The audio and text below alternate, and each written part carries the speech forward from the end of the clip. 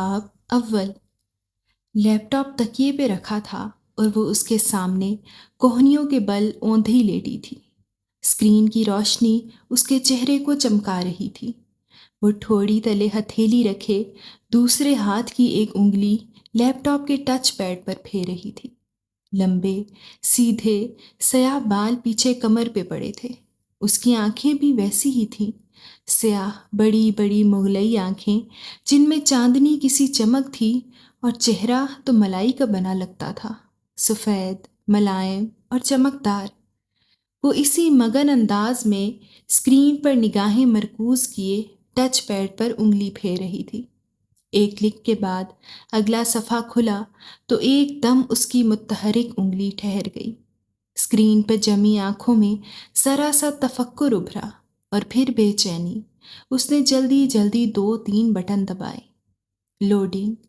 اگلے صفحے کے لوڈ ہونے کا انتظار کرتے ہوئے اسی مضطرب انداز میں اس نے انگلی سے چہرے کے دائیں طرف پھسلتی لٹیں پیچھے کیں۔ چند سیکنڈ بعد صفحہ لوڈ ہو گیا تھا۔ وہ بے چینی سے چہرہ اسکرین کے قریب لائی تو سلکی بالوں کی چند لٹیں پھر سے شانے پر پھسل کر آگے کو گریں۔ جیسے جیسے وہ پڑھتی گئی اس کی سیاہ آنکھیں حیرت سے پھیلتی گئیں، لب ذرا سا کھل گئے اور پورا وجود بے یقینی میں ڈوب گیا۔ ڈھیر سارے لمحے لگے تھے اسے خود کو یقین دلانے میں کہ جو وہ پڑھ رہی ہے بالکل سچ ہے، اور جیسے ہی اس کے ذہن نے یقین کی دھرتی کو چھوا وہ ایک جھٹکے سے اٹھ بیٹھی۔ اس کا سیل فون سائیڈ ٹیبل پر رکھا تھا۔ اس نے ہاتھ بڑھا کر سیل اٹھایا اور جلدی جلدی کوئی نمبر ملانے لگی۔ رات کی مقدس خاموشی میں بٹنوں کی آواز نے ذرا سا ارتعاش پیدا کیا تھا۔ اس نے فون کان سے لگایا، دوسری جانب گھنٹی جا رہی تھی۔ ہیلو زارا، شاید رابطہ مل گیا تھا۔ تب ہی وہ دبے دبے جوش سے چہکی، کیسی ہو؟ سو تو نہیں گئی تھی؟ حیا بول رہی ہوں۔ دوسری طرف اس کی دوست کچھ کہہ رہی تھی۔ وہ لمحے بھر کو سننے کے لیے رکی، پھر دھیرے سے ہنس دی۔ ساری باتیں چھوڑو زارا، میرے پاس جو بڑی خبر ہے وہ سنو۔ اب وہ عادتاً سیاہ بالوں کی ایک موٹی لٹ انگلی پر لپیٹتی کہہ رہی تھی، اور تم یقین نہیں کرو گی، میں جانتی ہوں۔ ارے نہیں، داور بھائی کی شادی کے متعلق نہیں ہے۔ دوسری جانب زارا نے کچھ کہا تو اس نے فوراً تردید کی، بلکہ یوں کرو، تم گیس کرو کہ میں تمہیں کیا بتانے والی ہوں۔ اس نے ایک ہاتھ سے لیپ ٹاپ پرے کیا اور تکیہ نکال کر بیڈ گراؤنڈ کے ساتھ سیدھا لگایا، پھر اس سے ٹیک لگا کر پاؤں سیدھے کر لیے۔ ساتھ ساتھ وہ نفی میں سر ہلاتی زارا کی کہے اندازوں کی تردید بھی کرتی جا رہی تھی۔ نہیں، بالکل نہیں، ایسا تو ہے ہی نہیں۔ ارے میری شادی وغیرہ نہیں ہو رہی، جی نہیں، ارم کی بھی نہیں ہو رہی۔ سیریسلی زارا، تمہاری سوچ بس یہیں تک ہے۔ اب کان کھول کر سنو، تمہیں وہ ایراسمس منڈس ایکسچینج پروگرام یاد ہے جس کے لیے ہم نے اپلائی کیا تھا؟ کین یو بلیو اٹ سارا کہ مجھے یورپی یونین نے اسکالرشپ کے لیے سلیکٹ کر لیا ہے؟ دوسری جانب زارا اتنی زور سے چیخی کہ موبائل کا اسپیکر آف ہونے کے باوجود اس کی چیخ سارے کمرے میں سنائی دی۔ بالکل سچ کہہ رہی ہوں زارا، ابھی 15 منٹ پہلے مجھے یونیورسٹی کی میل ملی ہے۔ اس نے ساتھ ہی ایک ہاتھ سے پرے پڑے لیپ ٹاپ کا رخ اپنی جانب موڑا اور سر آگے کر کے غور سے دوبارہ دیکھا۔ ہاں، 15 منٹ پہلے ٹھیک 9:30 بجے سلیکشن کی میل آئی ہے۔ تم بھی فوراً چیک کرو، تم نے بھی اپلائی کیا تھا، تمہیں بھی میل آئی ہوگی۔ وہ فون ایک ہاتھ سے پکڑے دوسرے سے بٹن دبا کر لیپ ٹاپ آف کرنے لگی۔ نہیں، اسپین کی ڈیوسٹو نے نہیں، بلکہ ترکی کی اسپونجی یونیورسٹی نے ہمیں سلیکٹ کیا ہے، اور اب ہم ایک سیمسٹر پڑھنے 5 ماہ کے لیے استنبول جا رہے ہیں۔ لیپ ٹاپ کی اسکرین اندھیر ہوئی تو اس نے اسے ہاتھ سے دبا کر بند کر دیا، پھر تار نکال کر سائیڈ ٹیبل پر رکھ دیا۔ ہاں، میں نے اسپونجی کو نیٹ پہ دیکھا ہے، بہت خوبصورت یونیورسٹی ہے، مگر وہ لمحے بھر کو خاموش ہو گئی۔ دوسری جانب سے غالباً استفسار کیا گیا تو وہ گویا ہوئی، بس ایک چھوٹا سا مسئلہ ہے، لیکن ہم اس کے بارے میں اپنی فیملیز کو آگاہ نہیں کریں گے۔ دھیمی آواز میں بولتے ہوئے اس نے گردن موڑ کر بند دروازے کو دیکھا۔ دراصل اسپونجی میں لڑکیوں کے ہیڈ اسکارف پر پابندی ہے، ادھر سر ڈھکنا منع ہے۔ گھر والوں کو بتا کر متنفر کرنے کی بجائے اس بات کو گول کر جانا۔ ویسے بھی ہم دونوں میں سے کوئی اسکارف نہیں لیتا۔ اسی پل کھڑکی کے اس پار کچھ کھڑکا تھا۔ وہ چونک کر دیکھنے لگی۔ قد آدم کھڑکیوں کے آگے بھاری پردے گرے تھے، البتہ پیچھے جالیاں کھلی تھیں۔ شاید اس کا وہم تھا۔ وہ سر جھٹک کر فون کی جانب متوجہ ہو گئی۔ ابا نے مجھے کبھی اسکارف لینے یا ڈھکنے پر مجبور نہیں کیا، تھینک گاڈ۔ ہاں، ارم گھر سے باہر اسکارف لیتی ہے۔ اس کے ابو تایا فرقان ذرا سخت ہے نا؟ وہ پھر سے بیڈ گراؤنڈ سے ٹیک لگائے نیم دراز مگن سی بتانے لگی۔ پرمیشن تو کوئی مسئلہ ہی نہیں، ابا اسپین جانے کی اجازت نہ دیتے، مگر ترکی میں سبین پپھو رہتی ہے نا، سو وہ مان گئے تھے۔ ویسے بھی انہیں اپنی بیٹی پر پورا بھروسہ ہے۔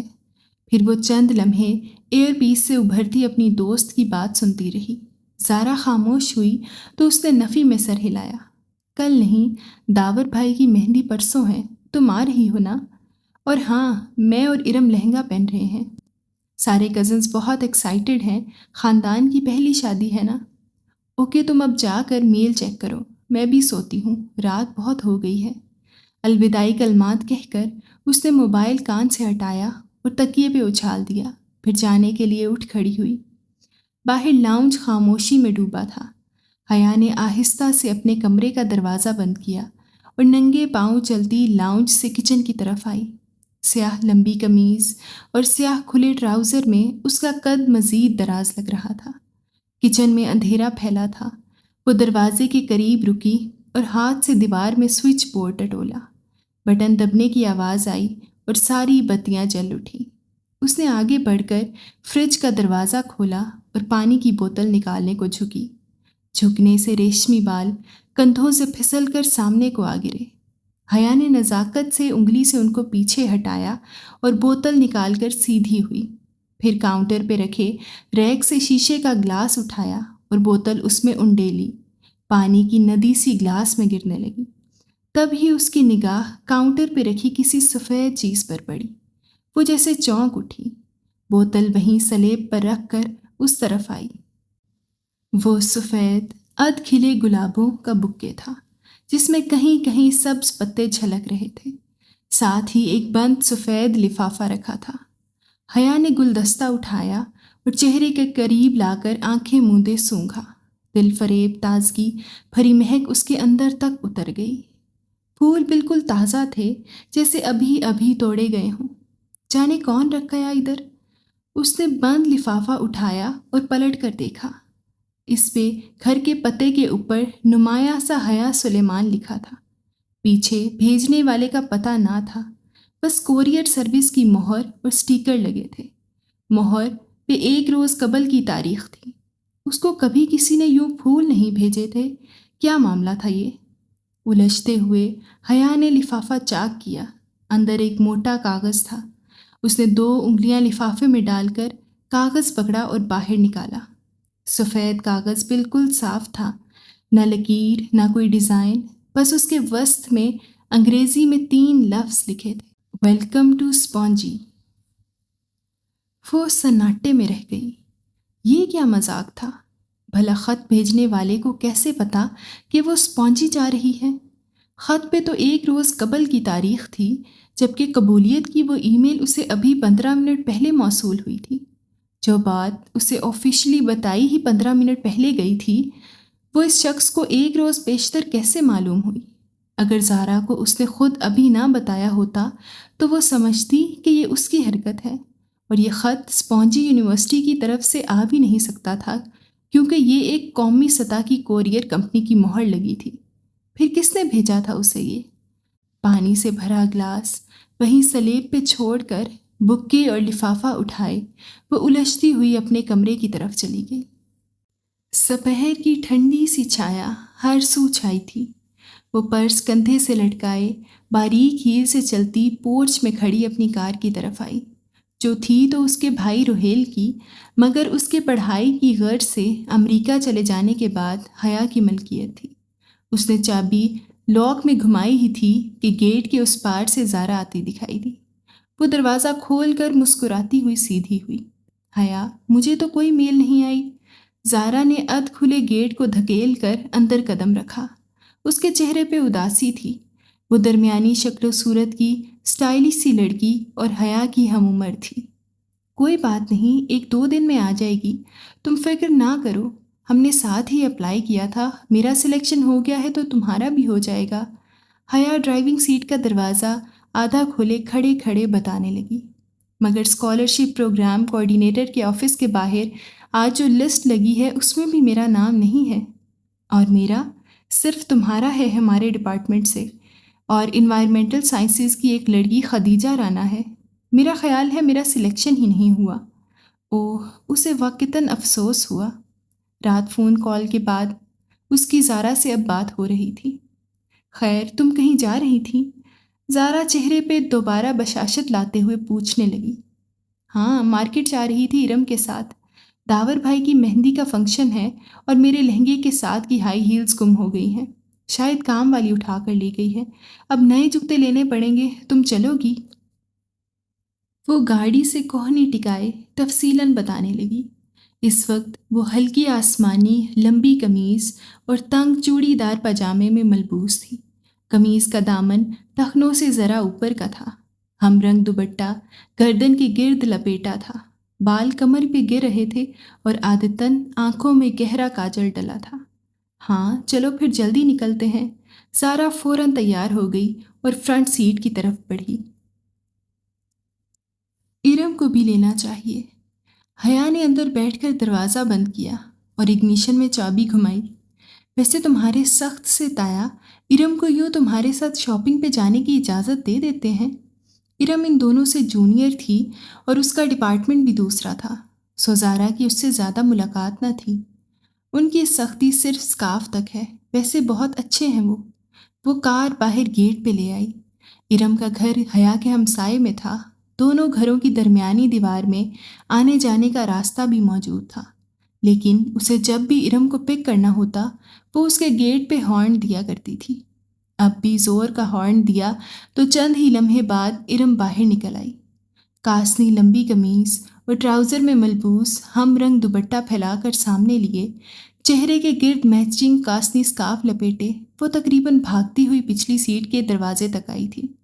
हेलो हया, हेलो ज़ारा। बेतकल्लुफ़ी से चहकते हुए उसने अंदर बैठकर दरवाज़ा बंद किया। हया के साथ आउटिंग के प्रोग्राम उसे यूं ही खुश किया करते थे। कैसी हो इरम? तुमसे तो मुलाकात ही नहीं हो पाती। ज़ारा ने तिरछी होकर रुख पीछे को किया। आपका डिपार्टमेंट दूर पड़ता है ना, तभी। और हाँ, हया बता रही थी आप लोगों का तुर्की का सिलेक्शन आ गया है। मैं सिलेक्ट नहीं हुई, हया हो गई है। खैर, इसमें भी कोई बेहतरी होगी। तुमने नहीं अप्लाई किया था? अब्बा इजाज़त देते तब ना। वो उदास हो गई। वैसे पेरेंट्स को इतना सख्त नहीं होना चाहिए, ज़ारा ने कहा। हया ने तादीबी नज़रों से उसे घूरा कि कहीं पहले से एहसास कमतरी में मुब्तला इरम मज़ीद उदास न हो जाए। मगर ज़ारा गर्दन मोड़े पीछे देख रही थी और इरम हस्बे तवक्को उदास हो गई थी। अब्बा भी पता नहीं किस पर चले गए। इतनी गर्मी में स्कार्फ लेना आसान होता है क्या? और फिर कल मेहंदी के लहंगे की भी आधी आस्तीन नहीं बनाने दी मुझे।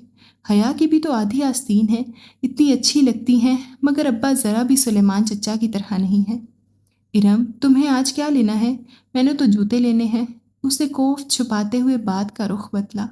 इरम का हर वक्त का शिकायती रवैया उसे बेहद बुरा लगता था। चूड़ियाँ लेनी है, मगर लहंगे के ब्लाउज़ की फुल स्लीव्स के साथ चूड़ियाँ अच्छी भी नहीं लगेंगी।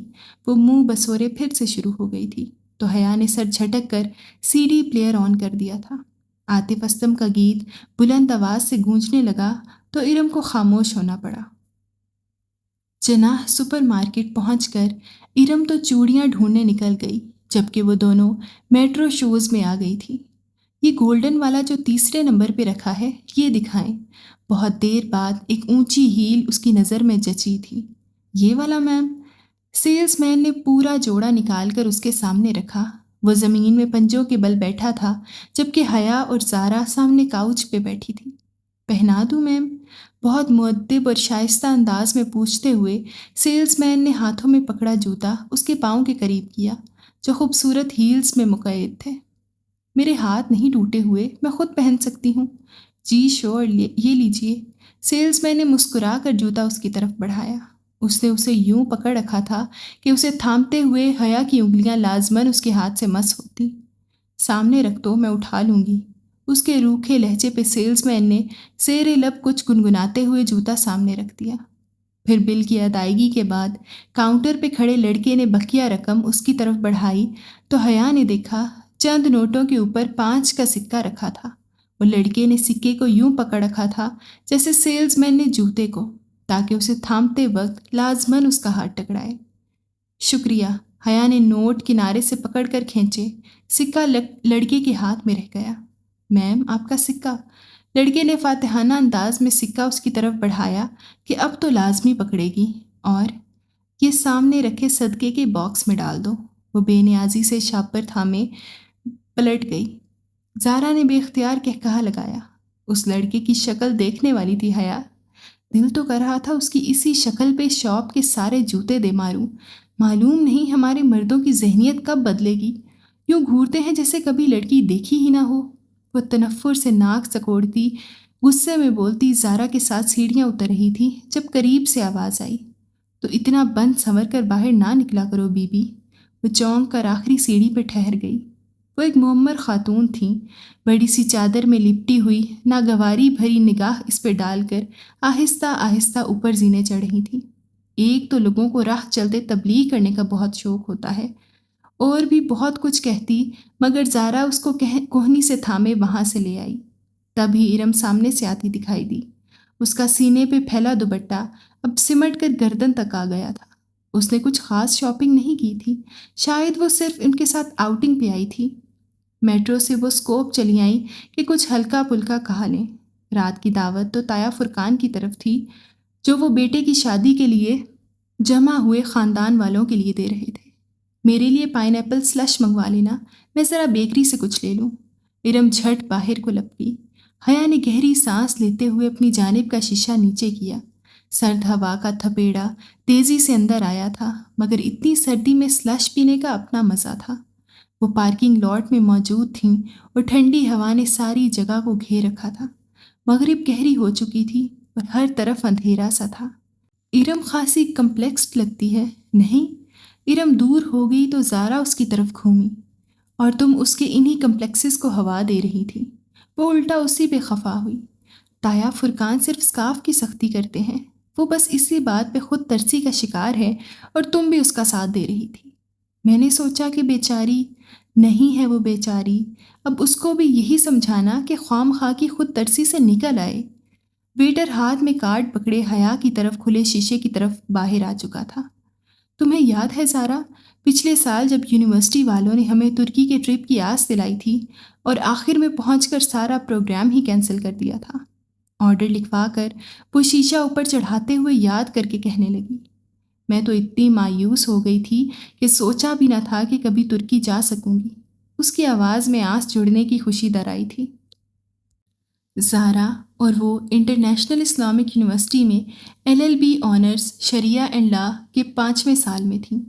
ان کا 7واں سیمسٹر درمیان میں تھا جب یورپی یونین کے اسپانسرڈ اسکالرشپ کا اعلان ہوا، جس کے تحت یورپ اور ایشیا کی یونیورسٹی کے مابین طلبہ کا تبادلہ ہونا تھا۔ یوں چند ماہ کے لیے یہاں سے کچھ طلبہ یورپ کی یونیورسٹیز میں جائیں گے اور ایک سیمسٹر پڑھ کر واپس آ جائیں گے۔ جب یورپین یونیورسٹیز میں درخواست دینے کی باری آئی تو اسے ترکی کی اسپانجی یونیورسٹی کا فارم سب سے آسان لگا، مگر پھر ایک ہسپانوی یونیورسٹی میں بھی ساتھ ہی اپلائی کر دیا، اور اب بالآخر اسپانجی نے اسے منتخب کر لیا تھا۔ ادھر 7واں سیمسٹر پورا کر کے اسے فروری میں 5 ماہ کے لیے ترکی جانا تھا۔ ابھی دسمبر چل رہا تھا، جہاں اس کے اپنے مضامین شریعہ اینڈ لا تو نہ تھے کہ ترکی کا قانون پاکستان کے قانون سے مختلف تھا، سو 5 ماہ کے لیے وہ اپنی مرضی سے کوئی بھی مضمون پڑھ سکتی تھی۔ پھر پاکستان واپس آ کر اسے LLB کا 8واں سیمسٹر شروع کرنا تھا۔ کتنا مزہ آئے گا حیا، اگر کوئی رومانٹک سا ہینڈسم سا ہم سفر تمہیں مل جائے تو تمہارا سفر کتنا خوبصورت ہو جائے گا۔ ہم سفر کوئی نہیں ملنے والا، کیونکہ پاکستان سے اسپونجی صرف ہم 2 لڑکیاں ہی جا رہے ہیں، اور پھر ہم ٹھہرے آل وومن یونیورسٹی میں پڑھنے والے۔ وہ خدیجہ رانا جو تمہارے ساتھ جا رہی ہے، اس سے کوئی بات ہوئی؟ ویٹر نے شیشہ بجایا تو حیا چونکی، پھر شیشہ نیچے کرنے لگی۔ نہیں، خدیجہ رانا کو تو میں جانتی بھی نہیں ہوں، معلوم نہیں کون ہے۔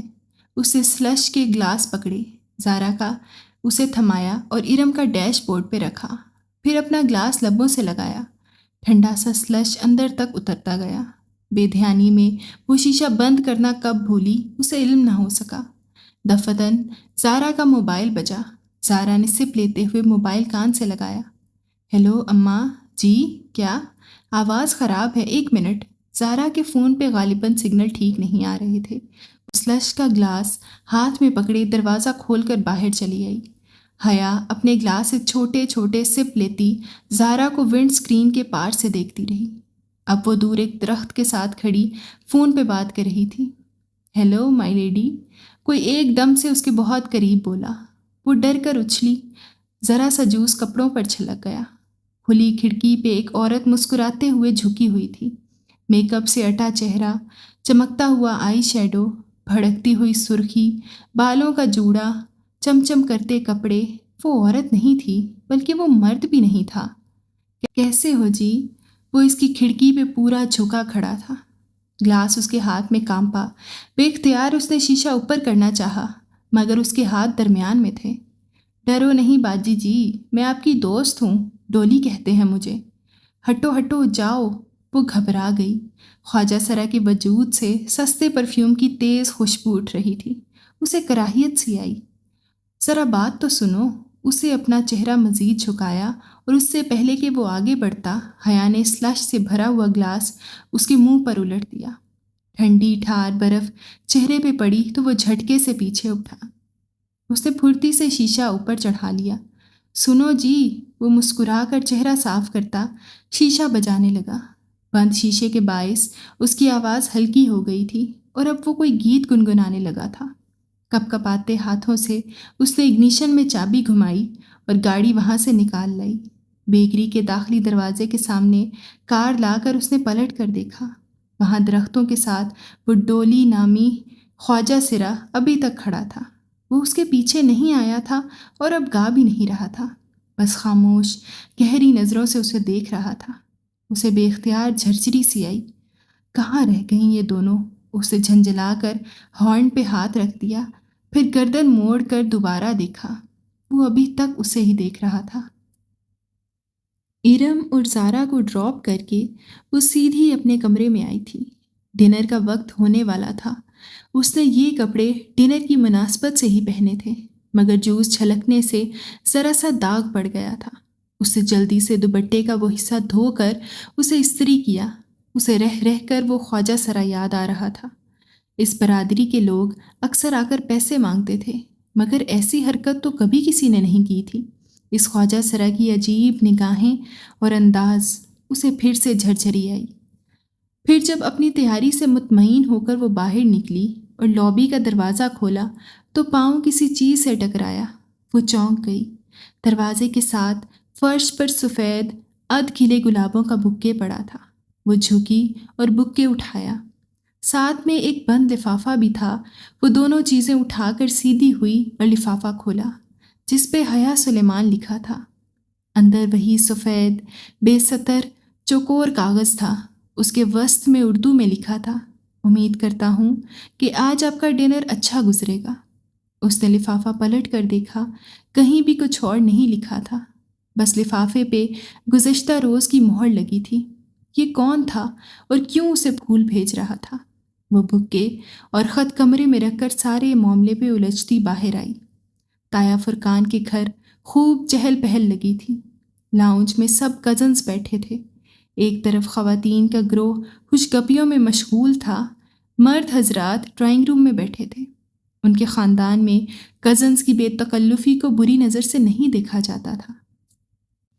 تایا فرقان چاروں بہن بھائیوں میں سب سے سخت تھے اور ان کی سختی ارم کے سکارف لینے اور گھر سے باہر لڑکوں سے بات کرنے پہ تھی۔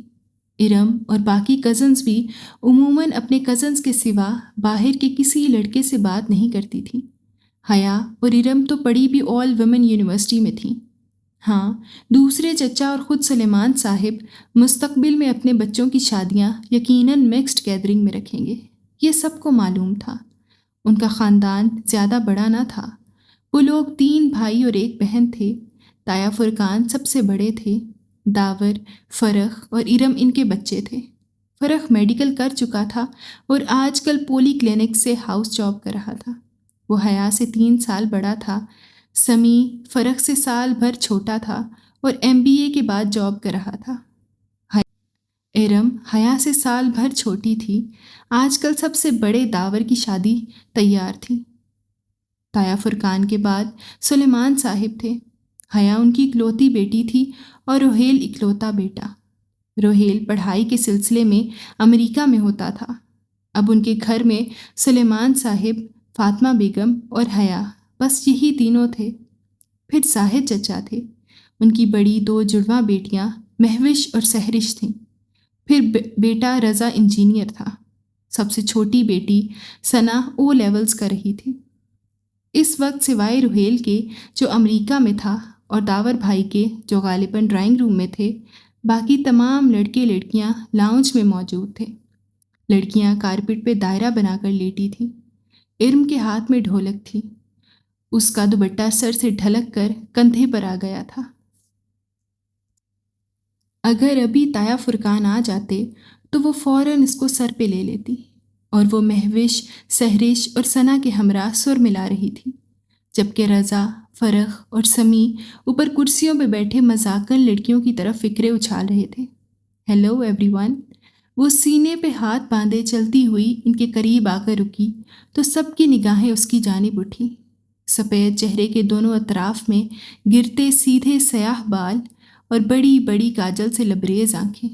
وہ تھی ہی اتنی حسین کہ ہر اٹھی نگاہ میں ستائش امڑ آئی۔ حیا کیسی ہو؟ آؤ چلو ان لڑکوں کو ہراتے ہیں، آؤ بیٹھو نا۔ بہت سی آوازیں اس سے ٹکرائیں، مگر اس نے بے نیازی بھری مسکراہٹ سے شانے اچکائے۔ پہلے میں سائمہ تائی کی کچن میں ہیلپ کروا دوں۔ اس نے ارم کی امی کا نام لیا، جن کو اس نے آتے ہوئے اٹھ کر کچن کی طرف جاتے دیکھا تھا۔ سائمہ تائی نے یقیناً اس کو آتے نہیں دیکھا تھا، ورنہ اسے بلوا لیتی۔ ارم سے زیادہ سمجھدار تو بقول ان کے حیا تھی۔ سائمہ تائی کے پیچھے زاہد چچا کی بیگم آبدہ چچی بھی چلی گئی تھی۔ اب صوفے پہ حیا کی امی فاطمہ بیگم تنہا بیٹھی تھی۔ اماں، میں ذرا سائمہ تائی کے ساتھ ہیلپ کروا دوں۔ ان کو اپنی طرف دیکھتا پا کر اس نے اپنی بات دہرائی تو انہوں نے مسکرا کر سر ہلایا۔ وہ مطمئن سی آگے بڑھ گئی۔ راہداری پار کر کے کچن کے دروازے کی سمت بڑی ہی تھی کہ سائمہ تائی کی تیز آواز سماعت سے ٹکرائی۔ جیسے میں جانتی ہی نہیں ہوں کہ یہ سارے رنگ ڈھنگ کس لیے ہوتے ہیں، ایک میرے ہی بیٹے ملے ہیں اس کو پاگل بنانے کے لیے۔ وہ بے اختیار 2 قدم پیچھے دیوار سے جا لگی۔ یہ سائمہ تائی کس کی بات کر رہی تھی؟ تبھی میں کہوں بھابھی کہ رضا کیوں ہر وقت حیا حیا کرتا ہے، وہ آبدہ چچی تھی۔ اپنے نام پہ وہ چونک سی گئی۔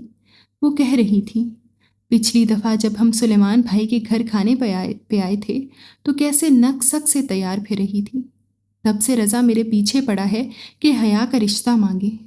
اس لڑکی کو لڑکوں کو متوجہ کرنے کا فن آتا ہے آبدہ۔ کتنی مشکل سے داور کے دل سے اس کا خیال نکالا تھا میں نے اور فرقان نے۔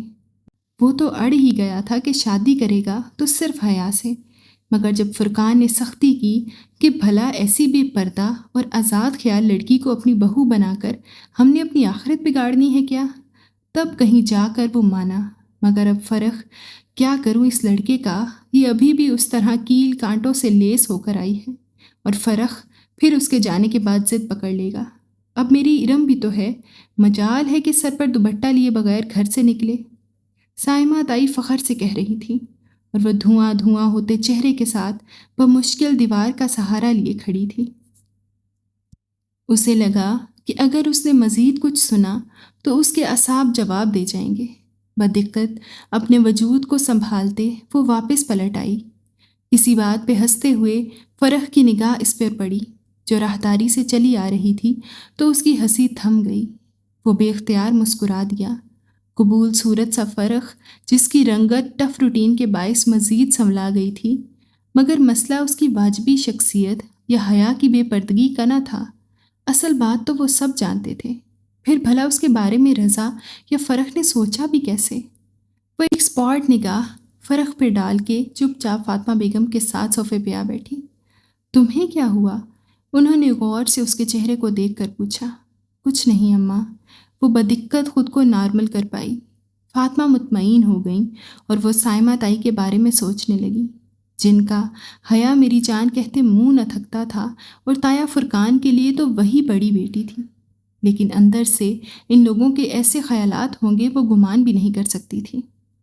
اور وہ پھول، وہ بھی رضا یا فرخ میں سے ہی کسی نے بھیجے ہوں گے، مگر کل رات جب پہلی دفعہ پھول آئے تھے تب تو فرخ نائٹ ڈیوٹی پہ تھا اور رضا تھا تو اسلام آباد میں ہی، مگر ان دونوں میں سے کسی کو اس کے اسپانجی کے سلیکشن کے بارے میں کیسے علم ہوا؟ شاید جب وہ زارا کو فون پہ بتا رہی تھی تب کھڑکی کے باہر کچھ کھڑکا تھا۔ وہ جو کوئی بھی تھا یقیناً اس نے کھڑکی کے باہر سے ساری بات سن لی ہوگی، اور سن کر ہی وہ خط لکھ کر پھولوں کے ساتھ ادھر رکھا ہوگا، مگر اس پہ تو کوریئر کی ایک روز قبل کی مہر تھی۔ شاید اس نے کوئی جعلی مہر استعمال کی ہو، مگر اتنے جھمیلوں میں فرخ اور رضا جیسے جاب والے مصروف بندے کیوں پڑیں گے بھلا؟ اس کا دل کہتا تھا یہ نہ فرخ ہے نہ رضا بلکہ کوئی اور ہے۔ خیر، جہنم میں جائے جو بھی ہے، ان دونوں کا دماغ تو ابھی میں ٹھیک کرتی ہوں۔ وہ تیزی سے اٹھ کر لڑکے لڑکیوں کے گروپ کے پاس چلی آئی۔ ارم، سامنے کھڑے کھڑے اس نے مخصوص بے نیازی سے سینے پہ ہاتھ باندھے ارم کو پکارا تو سب رک کر اسے دیکھنے لگے۔ کیا تم لوگوں نے سبین پپھو کو شادی کا کارڈ بھیجا تھا ترکی؟ کنکھیوں سے اس نے فرخ اور رضا کے چہروں کو دیکھا تھا۔ وہ دونوں چونکے تھے اور دونوں کو ہی اس کی بات پسند نہیں آئی تھی۔ جیسے پپھو کا کارڈ سلیمان چچا کو دیا تھا، انہوں نے بھجوا دیا ہوگا۔ اور ہاں، پپھو کو ابا نے فون کر دیا تھا، کیا وہ آئیں گی؟ آنا تو چاہیے، آخر قریبی رشتہ ہے، تم سے نہ صحیح ہم سے تو ہے۔ اس نے قریبی رشتے پہ زور دے کر ایک جتاتی نظر فرخ اور رضا پہ ڈالی۔ وہ دونوں ہی اپنی اپنی سوچوں میں گم تھے۔ پھر کھانے کے وقت سائمہ تائی نے سب سے پہلے اسے بلایا۔ حیا میری جان، یہ ارم کسی کام کی نہیں ہے، تم سمجھدار ہو، ٹیبل پہ تم نے خیال رکھنا ہے کہ جیسے کوئی ڈش آدھی ہو فوراً ظفر کو اشارہ کرنا۔ ٹھیک، شور تائی، میں خیال رکھوں گی۔ وہ بدقت مسکراتی ہوئی سرو کرنے لگی۔ چند منٹ بعد سب ڈائننگ ہال میں کھڑے اپنی اپنی پلیٹوں میں کھانا نکال رہے تھے۔ ڈائننگ ٹیبل کے اطراف سے کرسیاں ہٹا کر ایک دیوار کے ساتھ لگا دی گئی تھیں تاکہ سب اپنی مرضی سے کھانا نکال کر ادھر ادھر ٹہلتے ہوئے کھاتے رہیں۔ تایا جان، اپنے سلاد نہیں لیا؟ پرشین سلاد سے بھرا شیشے کا بڑا پیالہ اٹھائے تایا فرقان اور سلیمان صاحب کے پاس آئی، جو اپنے دھیان میں محو گفتگو تھے۔ اس کے پکارنے پر چونکے۔ تھینک یو بیٹا۔ تایا فرقان مسکرا کر چمچے سے سلاد اپنی پلیٹ میں نکالنے لگے۔ وہ شلوار کرتے میں ملبوس تھے، کندھوں پہ شال تھی اور باروب چہرے پہ مونچھیں۔ سلیمان صاحب ان کے برعکس کلین شیو ڈنر سوٹ پہ ملبوس خاصے اسمارٹ اور ہینڈسم لگ رہے تھے۔ دونوں کی سوچ بھی اپنے حلیوں کی مانند تھی۔ ابا آپ بھی لینا۔ سلیمان، تم نے سبین کو کارڈ پوسٹ کر دیا تھا؟ تایا کو اچانک شاید اس کی شکل دیکھ کر یاد آیا۔ سلیمان صاحب کا چمچے میں سلاد بھرتا ہاتھ ذرا سست ہوا اور چہرے پہ کرواہٹ پھیل گئی۔ بہت آہستہ آہستہ سے انہوں نے سلاد سے بھرا چمچہ اپنی پلیٹ میں پلٹا۔ کر دیا تھا۔ ان کے لہجے میں عجیب کاٹ تھی جو حیا کے لیے نئی تھی۔ ابا، سبین پپھو شادی پہ آئیں گی؟ وہ پوچھے بنا نہ رہ سکی۔ کل مہندی ہے، آنا ہوتا تو اب تک آ گئی ہوتی۔ 30 سالوں میں جو عورت صرف چند دفعہ ملنے آئی ہو وہ اب بھی نہ آئے تو بہتر ہے۔ حیا تو کیا، فرقان تایا بھی دنگ رہ گئے۔ سلیمان، کیا ہوا ہے؟ تھینک یو بیٹا۔ جواب دینے کی بجائے سلیمان صاحب نے اسے مخاطب کیا تو وہ اب تم جاؤ کا اشارہ سمجھ کر سر جھکائے وہاں سے چلی آئی۔ بہت آہستہ سے سلاد کا پیالہ میز پہ رکھا اور اپنی آدھی بھری پلیٹ اٹھائی، مگر اب کچھ بھی کھانے کو جی نہیں چاہ رہا تھا۔ یہ ابا کو کیا ہو گیا تھا؟ وہ پپھو کے بارے میں ایسے گفتگو کیوں کر رہے تھے؟ پھر وہ رہ نہ سکی۔ اپنی پلیٹ لیے اس ستون کے پیچھے آ کھڑی ہوئی جس کی دوسری جانب تایا اور ابا کھڑے تھے، بظاہر اپنی پلیٹ پہ سر جھکائے۔ اس کے کان انہی کی طرف لگے ہوئے تھے۔ حیا کے لیے عمیر لغاری نے اپنے بیٹے کا پروپوزل دیا ہے۔ سلیمان صاحب نے اپنی کمپنی اور اپنی کمپنی کے شیئر ہولڈر کا نام لے کر کہا اور اس کے ہاتھ میں پکڑی پلیٹ لرز گئی۔ دل سہم اٹھا۔ یہ کیا کہہ رہے ہو؟ تایا فرقان ششدر رہ گئے تھے۔ بھائی، اس میں حیرت کی کیا بات ہے؟ ولید اچھا لڑکا ہے، کل مہندی پہ آئے گا تو آپ کو ملواؤں گا۔ سوچ رہا ہوں حیا سے پوچھ کر ہاں کر دوں۔ مگر سلیمان، یہ کیسے ہو سکتا ہے؟ کیوں نہیں ہو سکتا بھائی؟ تم حیا کی شادی یوں کیسے کر سکتے ہو؟ باپ ہوں اس کا، کر سکتا ہوں۔ فاطمہ بھی راضی ہے اور مجھے یقین ہے کہ حیا کو بھی کوئی اعتراض نہیں ہوگا۔ اور جہان کا کیا ہوگا؟ کون جہان؟ سلیمان صاحب یکسر انجان بن گئے۔ تمہارا بھانجا سبین کا بیٹا جہان، جس سے تم نے حیا کا نکاح کیا تھا، تم کیسے بھول سکتے ہو؟ جواباً سلیمان صاحب نے ناگواری سے سر جھٹکا۔ وہ 21 سال پرانی بات ہے اور حیا اب 22 سال کی ہو چکی ہے۔ بے وقوفی کی تھی میں نے کہ سبین پر اعتبار کر کے اپنی بچی کا نکاح اس کے بیٹے سے کر دیا تھا۔ کیا ان 21 برسوں میں کبھی سبین نے مڑ کر پوچھا کہ اس نکاح کا کیا بنا یا کیا بنے گا؟ زیادہ سے زیادہ 2-6 ماہ میں ایک فون کر لیتی ہے اور 3 منٹ بات کر کے رکھ دیتی ہے۔ آپ کو واقعی لگتا ہے کہ وہ لوگ اس رشتے کو قائم رکھنا چاہتے ہیں؟ مگر سبین تو سکندر کی وجہ سے، تم جانتے ہو وہ الٹے دماغ کا شخص۔ میں کیسے مان لوں کہ صرف اپنے مغرور اور بد دماغ شوہر کی وجہ سے وہ اپنے بیٹے کا نکاح بھول سکتی ہے؟ اتنے برس بیت گئے، اس نے پھر کبھی رشتے یا شادی کی بات منہ سے نہیں نکالی۔ میں اس سے کیا امید رکھوں؟ مگر جہان تو اچھا لڑکا ہے، تم اس سے ملے تو تھے پچھلے سال جب تم استنبول گئے تھے۔ جی، جہان سکندر اچھا لڑکا، مائی فٹ۔ انہوں نے تلخی سے سر جھٹکا۔ اس کے تو مزاج ہی نہیں ملتے۔